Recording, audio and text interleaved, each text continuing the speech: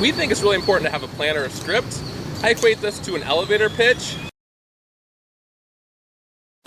We're Fire Travel Family, and today we are in Merida, Mexico.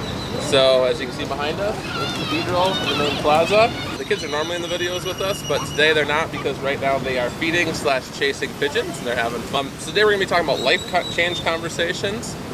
The first one we're going to start out with is about what we did as Fire Travel Family. Obviously we're here, we're traveling full time, and we had to go ahead and talk about that with people. So one of the things that we've seen online across all the online groups that we follow, whether it's world schoolers, fire, people that are traveling with kids, is they're not sure how to have these life conversation change moments. So people are making a lot of changes and they're worried about how the conversations are going to go. The forums are filled with bad stories or stories of things that went wrong. When you start out, it's really important to know the two different types of people that you're going to have. The first one are supportive people. For supportive people, they have a genuine interest in what you're doing.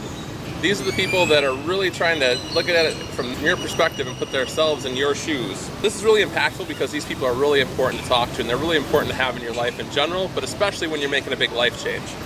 The second type of people is your unsupportive people. Unsupportive people aren't always unsupportive, but what differentiates them is their mindset.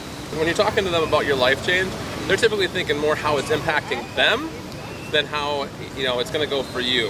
It's hard for them because there's a lot of emotions that they can have, like fear or envy or grief or anger, and that all makes it really difficult for the people that are more unsupportive when you're having this conversation.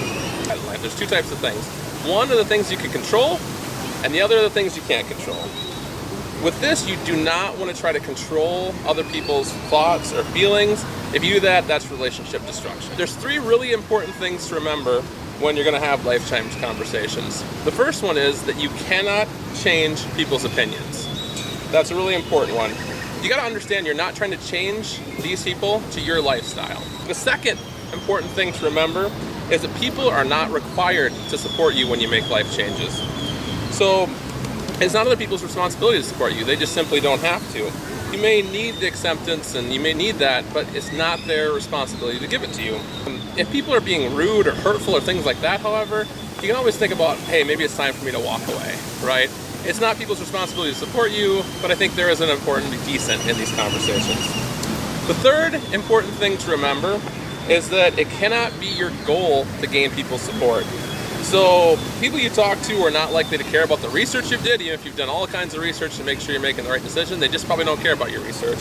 A better goal is simply to be an information sharer, and as people care and ask questions, you can then educate a little bit more.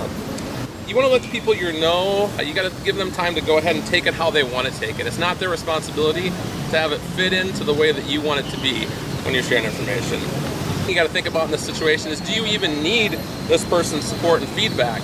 They may be living a completely different lifestyle than you want to live, and if that's the case, is it something where you really need that support or that okay? So we went ahead and when we did these conversations, we went ahead and started out, we thought we were prepared, we thought we knew how we were going to go, we were excited for it, we wanted to tell the people and everything, we thought, oh, we're really ready and we have this. But the truth is, we weren't ready and we didn't have it, right? So there's things that we would share with you who are having these conversations to think about when you're going in. The first one is mindset. You cannot go into these conversations looking for support or confirmation or acceptance. You have to remember how much it'll be to take in for the people that you're having these conversations with. They may be shocked or confused or have any other number of emotions that are there. And you can really only control your expectations and your emotions, and even that's hard to do sometimes. You also really want to think about your own attitude as you're coming into this. You really need to check your emotions at the door. Like you talked about, you could be very excited or you could even be anxious or nervous for this conversation, but you really want to leave all that on the conversations at the door before you go ahead and start talking to people. You have to be able to actively listen to what the other person's saying, and you don't want to be overly excited. It's important to do a good job answering questions, so to do this you have to listen very, very actively.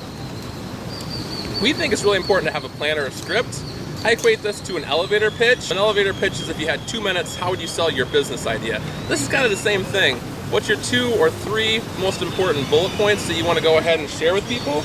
And let's pretend you only had a couple minutes. Typically people aren't going to want to listen for hours and hours. Some might, but a lot of people are just going to kind of want to know, what are you doing? And they're going to kind of want to move on with it. And then when it comes to handling questions, you want to do your best to inform and educate. I talked about this earlier. Inform is more your first goal, and for the people who ask questions, you can always work to educate. You don't want to take people's questions too personally. They might not know, like we talked about, all the research that you did. So they may have questions, and you may think, oh, well, obviously I looked into that, but they wouldn't know that coming in. Large issues for outsiders who just learned about this could be something that you learned really wasn't that significant or was a very small issue in the larger picture.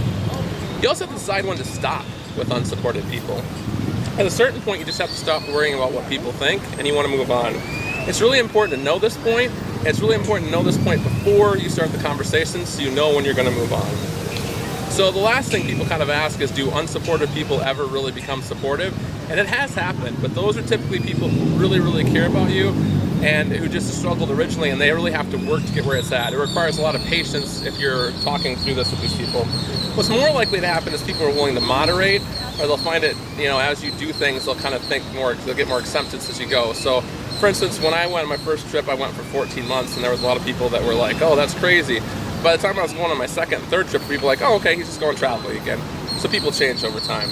So yeah, today we talked about life change conversations. We also have the blog post that's out there about it. That's on our blog on firetravelfamily.com/blog. There'll be links on the YouTube channel to that, where you can go ahead and look and get more information that goes even more in depth to this. And we're also planning to do a series about these life-changing conversations, and this is the first video and blog we'll be doing about it. So thanks, take care.